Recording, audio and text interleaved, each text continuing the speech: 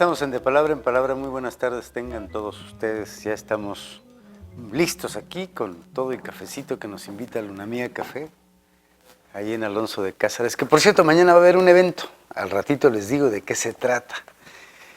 Bien, comenzamos esta tarde de jueves calurosa con un poema nada menos que está en la página 197 de esta antología de poemas de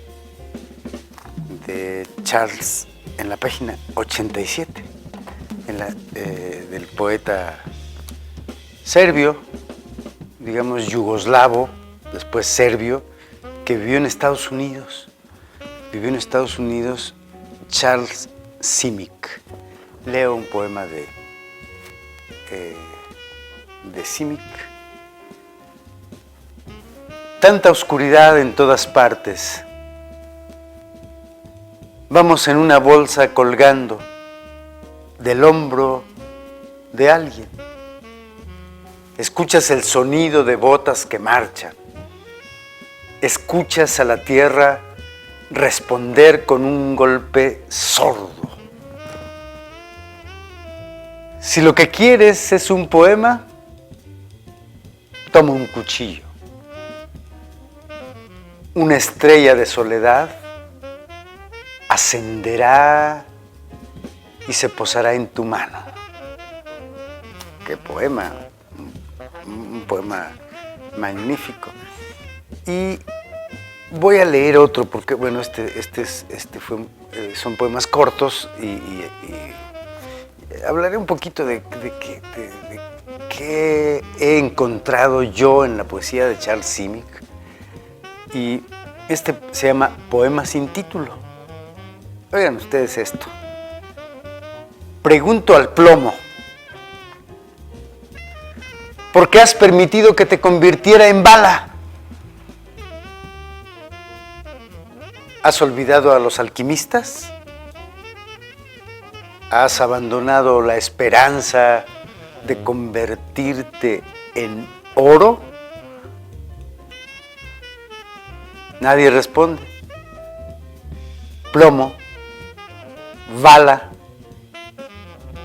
con hombres como estos, el sueño es largo y profundo. Gran poeta Charles Simic. Charles Simic es un poeta, decíamos, serbio que nació en 1938 y es mayor que José Emilio Pacheco un año. Pacheco nació en 39, Charles Simic en 38, nació en Belgrado. Murió en 2023, este año. Por eso lo he estado tratando de releerlo, porque recordé su poesía y recordé su importante poesía, que también filosofa. Entonces, dejen recordar en qué año nació. En este libro debe estar, como en muchos libros de poesía. Nació en Belgrado, Yugoslavia. Todavía era Yugoslavia. Recordemos que después se separaron en 4 o 5 estados, ¿no? Nació el 19 de mayo de 1938, no me equivoqué. Y bueno, veamos que su infancia pues estuvo marcada por la Segunda Guerra Mundial, ¿no? ¿Cuántos años tenía? A los 10 años, a su papá, durante la Segunda Guerra Mundial, a su padre lo apresan. Y cuando lo liberan, su padre decide irse a Estados Unidos. Y llegan a Nueva York. Llega a Nueva York. Se va su padre primero. Y después, pues, se va el niño, ¿no? Se va la familia. Es decir, huyen a Estados Unidos de toda esa miseria que dejó la Segunda Guerra Mundial, una miseria espantosa, ¿no? una miseria de todo tipo, una pobreza general. Es decir, la pobreza no es solamente cuando un país no tiene dinero, la pobreza es de conciencia, como estamos viviendo en muchos países, una pobreza de conciencia espantosa. Y muy alegre además, ¿no? Eso me parece interesante. Una falta de análisis tremendo. Tremenda la falta de análisis. Entonces, creo yo que en resumen, incluso el libro termina con un poema que se llama Pobreza. Es impactante. Lo leeré un poquito más adelante. Y entonces huyen y Simic no habla inglés, obviamente habla serbio. Y entonces aprende el inglés y nunca en su vida, óiganlo bien, nunca en su vida escribió en serbio. No, habría que... Hay ideas de Simic, de pronto ha dicho cosas sobre eso, por qué no escribió en serbio y cómo finalmente, por aquí hay una cita donde habla que los primeros poemas tenía interés por la imaginería y la metáfora. Entonces sus poemas, como ya oímos, son muy directos. Son muy directos, y además hay una cosa que me gusta mucho y lo que yo pienso es aquí no hay ingenio, aquí hay inteligencia, y el ingenio produce novedades atinadas, novedosas, extrañas, todo eso, pero la inteligencia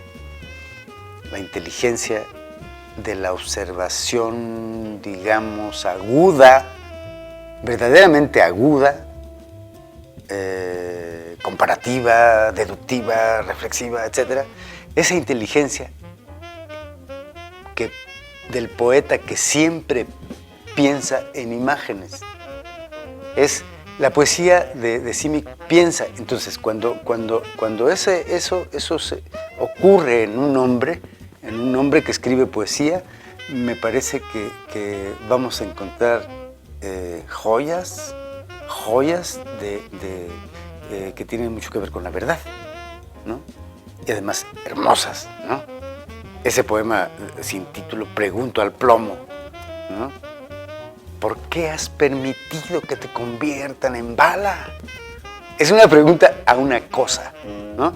Y bueno, a propósito de eso, quería hablar de cómo Simic trabaja de una manera muy inteligente, que no creo ingeniosa, ¿no? Es decir, inteligente, una inteligencia que escarba en los lugares comunes, ¿no? Una inteligencia que exprime los lugares comunes y encuentra joyas. ¿Quién encuentra joyas en los lugares comunes? Si te vas, amor mío, me muero. Es un lugar común que ya no dice nada, desgastado. Pero ¿qué tal que le dice, plomo, señor Monsieur Plomo, ¿por qué permite usted, desdichado, que lo conviertan en bala? Es decir, eso me parece de una altísima finura en el descubrimiento de las palabras que le sirven o que debían estar en un verso, ¿no? Ahora, hay poemas como el que leí primero, ¿no? Que es un poema, si piensas en un poema, coge un cuchillo. Qué imagen tan interesante. Deslumbrante es Charles Simic, sin duda. Y eso, hay una cosa, como dice Rafael Vargas, ¿no? En el prólogo, dice, su alma va a encontrar el alma de las cosas. Y después hay un poema que me gustaría leerlo, que es muy largo. Leeré más adelante leeré un poema, A la escoba. A la escoba es una joya. Lo primero que yo conocí de Charles Simic, debo decirlo, es una cosa que se llama alquimia del tendajón, que aquí lo traducen de otra manera, alquimia del estanquillo. Y se hizo una traducción, ahorita no recuerdo quién hizo, seguramente Rafael Vargas, no estoy seguro, pero hizo una traducción que se llama Alquimia del Tendajón, un homenaje a un gran artista que a mí me tocó ver en Estados Unidos y en algunos museos europeos también hay piezas de Joseph Cornell, un artista que hizo unas cajitas preciosas, preciosas. Y recuerdo una donde hay un loro, la imagen de una anciana. Es decir, son cajitas de madera, realmente cajitas que están puestas en las paredes y tienen un contenido poético muy interesante. Entonces fue lo primero que yo leí de Charles Simic. Vamos a ir un corte, Paco, sí, ya. Vamos a ir un corte, ni modo. Regresamos y seguimos hablando de Charles Simic y doy la bienvenida enseguida a Oscar Millán.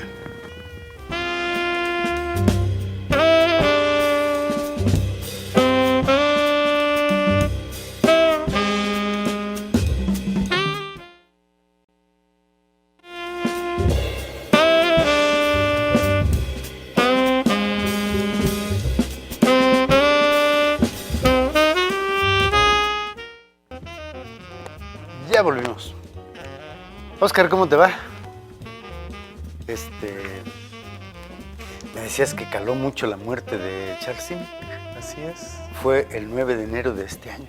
Exacto. Sí, yo me enteré por, ya sabes, ¿no? El obituario Facebook. Uh-huh.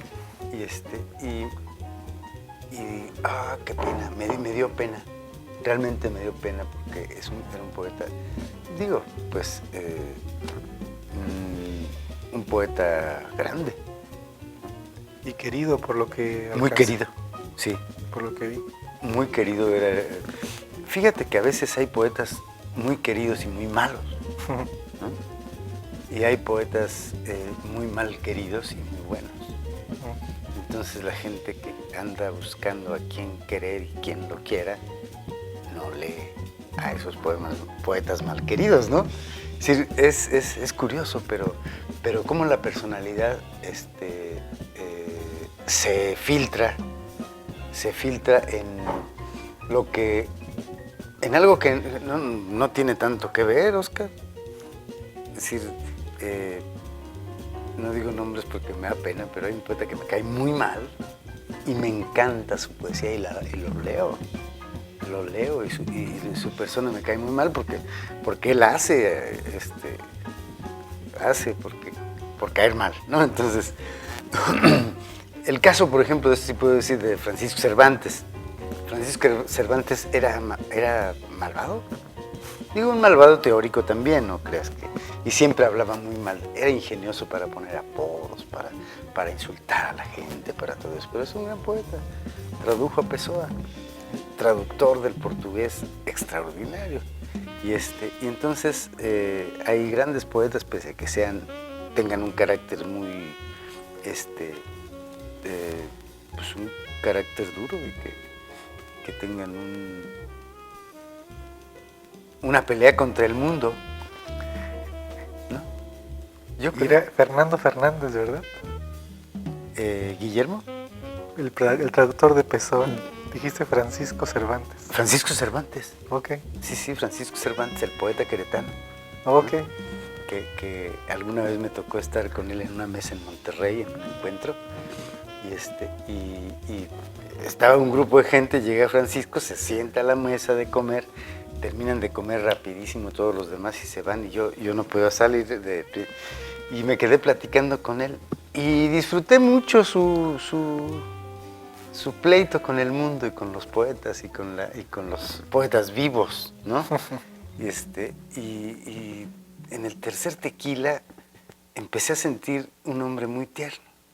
Muy bien. Es decir, se quedó a platicarme cosas que valoro mucho, ¿no? Es decir, y lo sentí como muy tierno, incluso de pronto era como platicar ahí con alguien de quien tenía necesidad de hablar, ¿no? Y creo yo que así hay muchos poetas.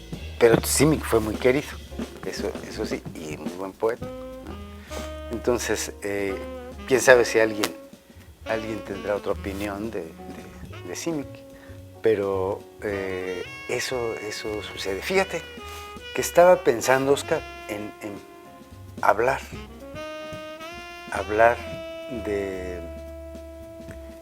de cómo elegantemente y además naturalmente, normalmente se desprecia la literatura, es decir, la ficción, es decir, la imaginación. Sí, claro, es un poema. Cuesta escribir una obra, ¿no? Es decir, la gente con mucha facilidad se arranca a pisotear una novela, ¿no? Bueno, sí, es una novelita y tal. Yo me acuerdo mucho de un maestro de historia. Yo estuve 4 semestres en la escuela de historia de la universidad y abandoné la carrera porque también quería escribir y todo. Pero me gustó mucho haber estudiado historia. Y uno de mis maestros estaba como enojado con los escritores.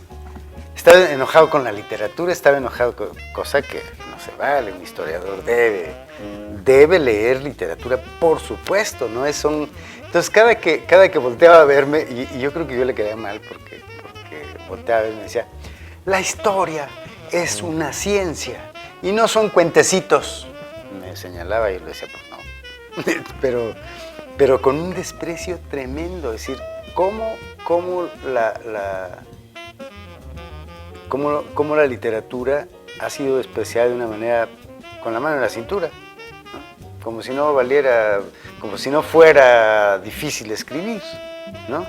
Y entonces ahí está el error.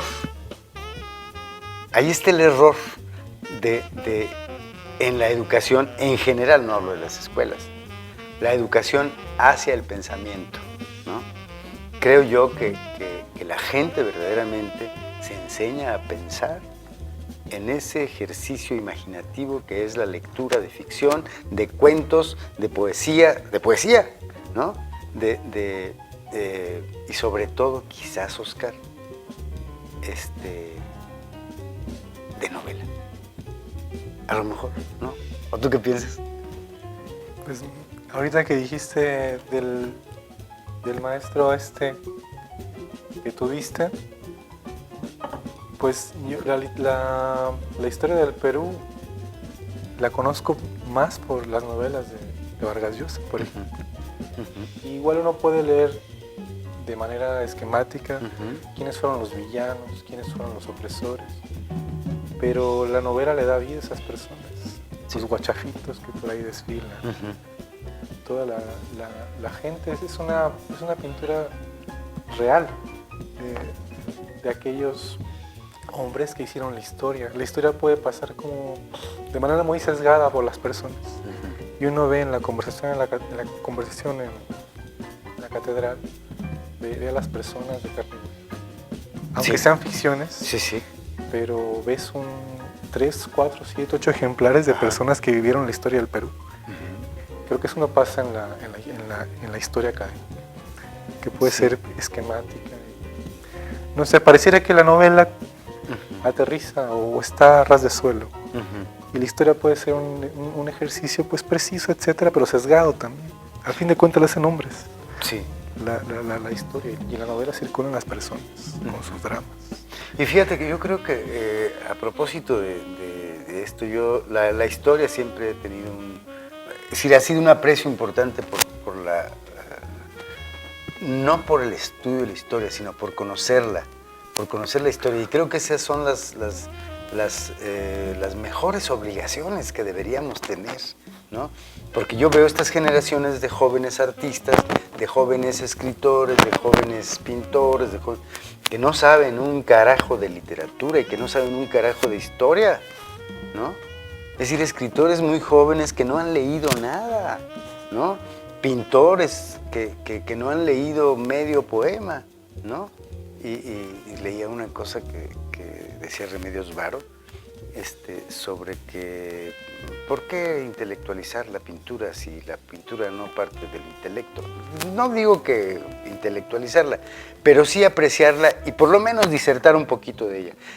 Hace falta que pensemos, hace falta pensamiento, hace falta que la gente piense, reflexione, deduzca, entienda y sepa la verdad. Yo creo que eso es lo que nos puede dar una viveza como país, ¿no? Una viveza como pueblo, como comunidad, ¿no? Y yo veo de pronto, justo ahora quiero también hablar de un libro de historia, ¿no? Un libro de historia que prologa Humberto Eco, sobre el medievalista magnífico, ¿no? Entonces, yo decía, yo tengo estos lentes, fui a comprarlos a una óptica, me hicieron los vidrios, veo, ¿no? Y no pasa nada, pero jamás me pregunto a quién se le ocurrió ver que se veía cada vez menos, ¿no? Y que íbamos y que con la edad la gente disminuye su visión. Y alguien dijo, a ver, un vidrio más grande, de tal, ¿no? Bueno, las gafas son un invento medieval, ¿no? Y si entonces sabes cómo fue progresando la observación de la vida del ojo, entonces puedes entender, ¿no? Que no somos espontáneos, ¿no? Es decir, entonces saberlo me parece a mí muy interesante. Saber, es decir, por ejemplo, la domesticación del caballo, por ejemplo. En el medievo ya había una manera de utilizar al caballo para los trabajos del campo. ¿Vamos a ir un corte, Paquito? ¿Sí? Ok, bueno, pues vamos a un corte, cosas. Nos vas a hablar de Julio Ramón Ribeiro. Mira, no me creas. No me creas. Pero Julio Ramón Ribeiro vino a Morelia en 89. Qué impresión. Ojalá que no me equivoque de escritor. Vamos a un corte, regresamos y hablamos de Julio Ramón Ribeiro. ¿Me parece?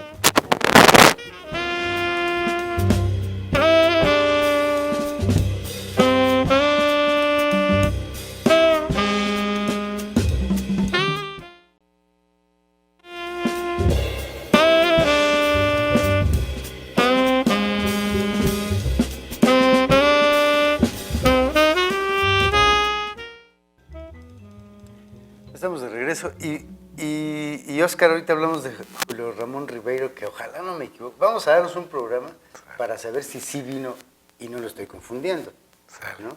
Digo, bueno, soledad. Ahora, cuando la primera migaja cae a la mesa, piensas que nadie le escucha al golpear el suelo. Pero en alguna parte, ahora mismo,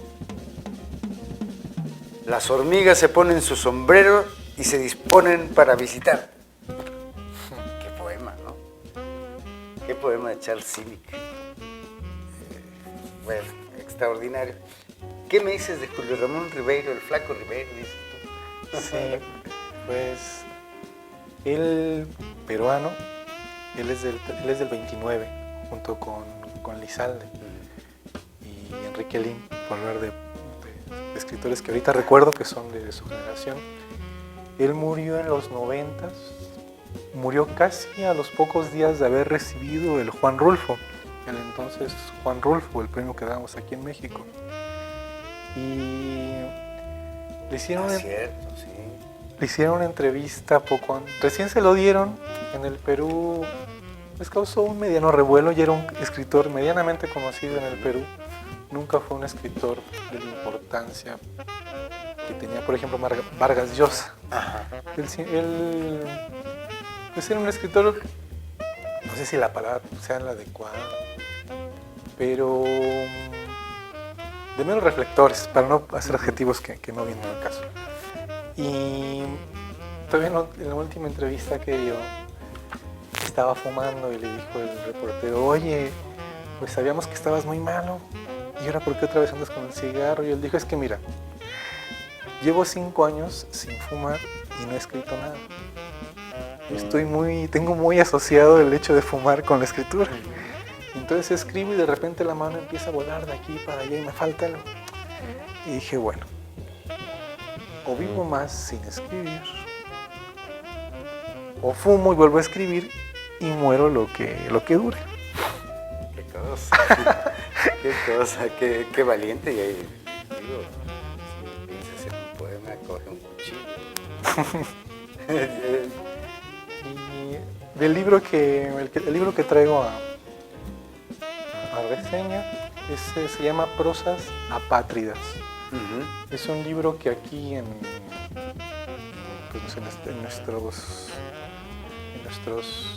nuestra librería circula en Seix Barral, pero también se encuentra en digital, porque el precio que le ha puesto la editorial es francamente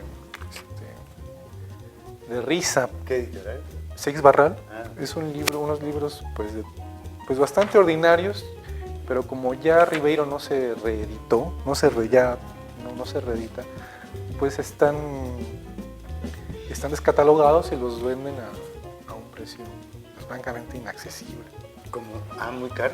Sí, además son unos libros de menos de 100 páginas, nomás porque ya están descatalogados, sí. Entonces... Yo tengo algún par de libros de este del que has leído ahora, se lo tengo. A mí me gusta mucho. Y es un escritor que no debe salir de... Pues no es estrella. Exacto. No es una estrella rutilante como Vargas Llosa o como otros autores, ¿no? Sí. Es decir, pero es un verdadero escritor. Sí, es un gran escritor. Sí. Y este libro, Las Prosas Apátridas, fue escrito en París, mayormente. Él durante 10 años de su vida traducía noticias del francés al español en una agencia que se llama France Express o el Expreso francés, algo así.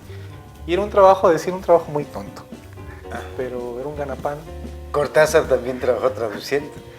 Y además, pues, el tiempo que él desertó de la Sorbona y empezó a trabajar de casi todo allá en París. Conoció muy bien, pero muy bien, a los obreros, a los inmigrantes. Tenía una vida nocturna intensa. Era un hombre que se daba la noche y recorría París, el París de los barecitos y de los antros, y de los pequeños antros donde circulaba la prostitución. Pero sobre todo da la impresión de que él salía a que la vida le sorprendiera un poco y a coger o tratar se ve como de cacería, porque muchas de las cosas que él veía terminaban en estas prosas muy pequeñas. Hay algo que las observaciones son de verdad lúcidas, fulminantes. Yo quisiera resaltar la conciencia de clase de Ramón Ribeiro, que a diferencia de otros escritores que tan pronto cruzan el charco, empiezan a sentirse pues estos cosmopolitas, casi empresarios. Él de verdad siempre se sintió identificado con los trabajadores, con la gente más sencilla, y lo retrataba muy bien.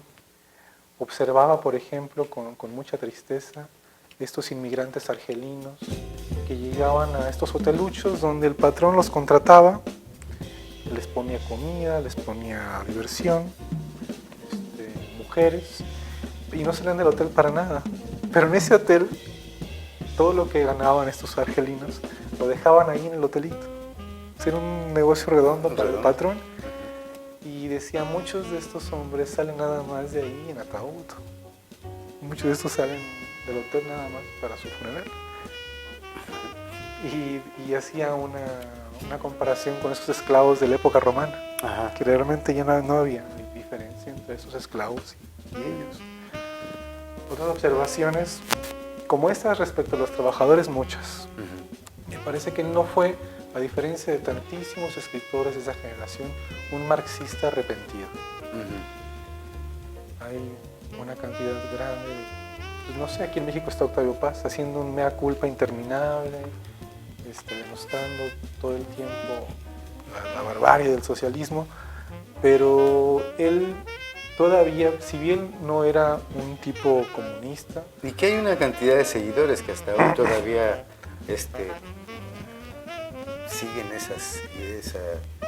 como esa línea, no sé si pequeño burguesa, algo así, ¿no? Sí. Y bueno, pues seguirá. Pero Ribeiro sí es cierto, no fue nunca un marxista arrepentido. Sí, decía con mucho pragmatismo, bueno, pues habrá alguna visión de la historia más atinada y más acertada, pero mientras nos parece que interpreta un montón de fenómenos y seamos pragmáticos. Algún día vendrá otra que la desbanque, pero no podemos ignorarla. Y una cosa que me ha conmovido también de estas prosas es, pues la palabra es asombro y que me provocó muchísima ternura. Ribeiro solo tuvo un hijo. Y este hijo lo que hizo, cómo el mundo de Ribeiro se tambaleó alrededor de su hijo, aparece en las prosas. Cosa rara, porque yo a los escritores cuando escriben yo los veo mayormente como máquinas solteras, ¿no? Incluso tengan familia o no, esto que decía Ávila Matos, pareciera que la vida doméstica les estorba. Ávila Matos dice eso. Sí, absolutamente. Máquinas solteras. Sí. En la literatura portátil. Exacto, la historia abreviada. Sí, recordé eso porque es muy curioso, máquinas solteras. Sí. Es decir, la idea máquina, soltería solo, sí. No casado, ¿no? Y una máquina, ¿no? Entonces los escritores son máquinas solteras. Sí, aunque estén casados, sí. Funcionan como tal. Claro. Pero bueno, la esposa no tiene nada que ver con los monstruos que viven en el escritor, con los fantasmas temerarios que lo acechan todos los días y con esa especie de, como decía Milos, decía, yo no me precio de ser poeta ni de escribir poesía porque no es ningún orgullo. ¿Quién en sus 5 sentidos quiere ser un territorio habitado por demonios? ¿No? Entonces, bueno, se salvan a las compañeras de los escritores, a los compañeros de las poetas. Yo creo que sí, tenía razón. Sigo con los niños de Ribeiro. Y cito, pues no de memoria, pero así vagamente, decía, para Ribeiro era muy importante distinguir cultura de erudición. Y él decía, un hombre culto puede estar ubicado en cualquier contexto, rural, de ciudad, puede ser un hombre que se dedica a la cultura, puede ser un ingeniero, pero es alguien que tiene algunos conocimientos, puede ser hasta 10, 15 libros, algunas cosas, pero que le han estructurado el mundo. Un erudito puede llenarse de tomos de libros y tener nada más un almacén de fechas y nombres. Nos están mandando a corte. Bueno, Paco, bueno, vámonos a un corte y ahorita discutimos férreamente con Paco sobre este corte. Muy bien. Regresamos.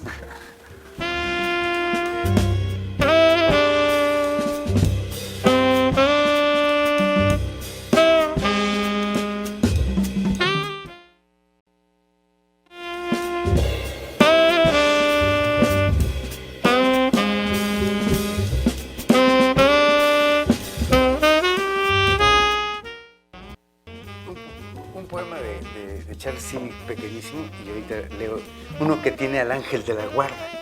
Ya es que yo me acuerdo mucho de niño, ¿no? El ángel de la guarda, dulce compañía, no me desampares ni de noche ni de día, ¿no? Entonces el ángel de la guarda para mí también era como una especie de mito y una figura que andaba por ahí, que seguramente no me desamparaba, ¿no? Pero bueno, esta línea es un verso: tía lechuga, déjame mirar bajo tu falda, ¿no? Eso es muy bueno. Y de ángel de la guarda dice: la abuela hablaba de él con frecuencia, de su protección en beneficio nuestro, en aquellos días oscuros e infernales, la guerra seguramente. Estaba segura de que me apartaría del camino del mal. También confiaba en que alguna vez yo lo vería. Olvidé preguntarle si le reconocería de inmediato o si él se me revelaría cuando llegara el momento apropiado. Hasta la fecha, estudio de cerca a mis vecinos. Incluso miro subrepticiamente el espejo en que me rasuro. Qué cosa, ¿no? Es decir, para siempre estuve buscando el ángel de la guarda que nunca apareció, ¿no? A mí me gustó mucho ese poema porque yo también decía, ¿quién es el ángel de la guarda?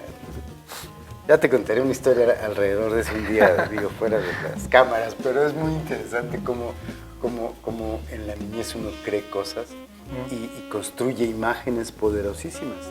¿Nunca lo trataste en tus autorretratos de la voz, en tu columna? Está escrito en capítulos más adelante. Llevo como ya casi llego a las 100 cuartillas de mis memorias. Pero sí, hay una parte donde hablo del ángel de la guarda.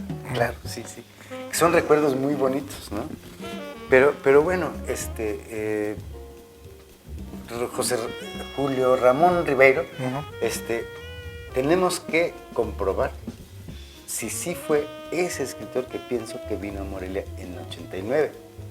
87, 89, no estoy seguro, unos 2 años, pero fue el mismo encuentro latinoamericano de narradores al que vino Saramago, cuando nadie lo conocía, man. Y leyó fragmento del año de la muerte de Ricardo Reis. Bueno, se me queman las habas siempre La otra vez quedé de hablar de un texto de Italo Calvino, pero se me vino el tiempo encima. Se me cayeron las 6 de la tarde encima y ya no acabó. Entonces, bueno, y entonces este libro estoy pues tratando de leerlo con las pocas herramientas de estudioso que yo soy. ¿Alguna cosa que...? Estamos hablando de Humberto Eco y está ahí. Estamos hablando de Humberto Eco ahora. Ya hablamos de Julio Ramón Ribeiro. Yo creo que es suficiente, ¿no? Sí. Ok. Entonces, fíjate que este libro de Humberto Eco, que es el coordinador, no sé si son 2 tomos o 3 o 4 o 5, no lo sé, pero tengo el tomo 1 que es de los bárbaros, cristianos y musulmanes. Y he leído la introducción y he leído una parte también sobre donde habla de los animales domésticos, salvajes e imaginarios. Fíjate, los domésticos, salvajes e imaginarios. Y leí también una parte que era el bosque en la Edad Media, ¿no? Entonces, es Humberto Eco, que era un medievalista. Hay que recordar su presencia en el mundo de Humberto Eco. Me parece que nos dio un ejemplo de cómo no todo aquello que puede ser científico, académico, de laboratorio, es totalmente aplastante para un científico, para un estudioso, ¿no? Humberto Eco escribió novelas, y novelas muy afortunadas, ¿no? Y digo, su novela que todo el mundo ha visto en el cine, ¿no? El nombre de la rosa, ¿no? Hay una novela deliciosa. Esa es sobre la Edad Media, por supuesto. Y una novela buenísima sobre la Edad Media. Él fue medievalista, fue un hombre que estudió a fondo el medievo. Y se llama Baudolino. Es decir, es la otra parte de la Edad Media. Por el contrario del nombre de la rosa, que es el mundo monástico, los libros, todo eso. En Baudolino es los trovadores, la calle, el basurero de ese tiempo, ¿no? Es decir, era como... Baudolino es un canta, una especie de poeta. Dice aquí en esta introducción, Humberto Eco, que revalora la Edad Media, que fue conocida como la edad donde no había conocimiento y todo eso. Y entonces nos está diciendo, ahorita te decía yo de las gafas, los vidrios que van en las ventanas, ¿no? El avance tecnológico del barco también se dio en la Edad Media. Entonces creo que, pese a que en el primer milenio, me impresiona esto que dice Rodolfo el Calvo en su libro Historiarium, ¿cómo dice? Lo anoté por aquí. Bueno, en su libro que narra en una parte una cosa pavorosa de la crisis humana que hubo en la Edad Media, en una hambruna desastrosa que llegó al colmo por el mal clima. Fíjate, las inundaciones no dejaban cultivar, no dejaban los animales, no había, es decir, no comían la gente. Y entonces hay una cosa que me asombra mucho, que es cómo la gente que llegaba a ciertos lugares los hospedaban y se los comían, los degollaban. Hay una cosa que dice Eco. No es cierto. Rodolfo el Calvo. Que le enseñaban un huevo a un niño, le decían, ven. Y el niño venía y lo degollaban y se lo comían. Otros, por hambre, iban a desenterrar cadáveres y a comer. Fue una crisis tremenda que vivió Europa en la Edad Media, que a mí me asombra verdaderamente. Eco lo cita, y yo fui al texto de Calvo, y me parece terrible. Entonces, bueno, ¿qué pasa con eso? Son las necesidades del hombre. Las necesidades te hacen inventar cosas, te hacen reconstruir el mundo, hacer caminos. Es decir, creo que en eso el desarrollo del hombre fue muy importante. Este libro es muy revelador y yo quiero pues leerlo. Tengo ya tiempo tratando de leerlo y entonces fui son muchos autores y ya nos vamos a ir, no puede ser. Es un libro muy importante, ¿no? Creo que el bosque, la oscuridad, la luz, qué significaba la luz en la Edad Media, qué significaba todo eso. Y habla de la poesía, ¿no? De que el primer gran escritor, el escritor moderno, es a partir de Dante. Eso es una discusión muy buena que está aquí. Y bueno, pues nos vamos, Oscar. Tenemos pendientes para la semana que viene. Claro. No podemos quedarnos con esa duda de si fue Julio Ramón Ribeiro quien vino a Morelia. Y a ver, déjame ver yo aquí. Pues ya nos vamos. Hoy no vino Juan Alzate, vendrá para la próxima vez, yo supongo. Que nos hable creo que nos quería hablar de Quechar, el pianista. Pues bueno, nos vamos. Me despido con un poema pequeño de Charles Simic y pues muchas gracias que nos vieron en casa, gracias a quienes nos van a ver, gracias a quienes me van a ver en mi canal de YouTube y mañana habrá un evento, pues se presenta una antología de poesía ahí en Lunamí a las 6:30 de la tarde, para quienes si quieren ir es Alonso de Cázares 58-B, ahí por el oriente de la ciudad, en los límites del centro histórico. Nos vemos la próxima semana, Oscar. Así es. Ahorita nos echamos un café, Claro. creo, ¿no? Perfecto. Pobreza. Cuando contemplé mi pobreza, mis botas y el vientre hinchado de mi esposa, el ratón muerto en la trampa, el rostro de mi hijo mientras dormía, supe que ya nada podía herirme. Puedo echar a andar en la noche sin esperanza, sin dirección. Ya nada puede herirme. Sé que vivo. Es un regalo que ya no tengo miedo a abrir.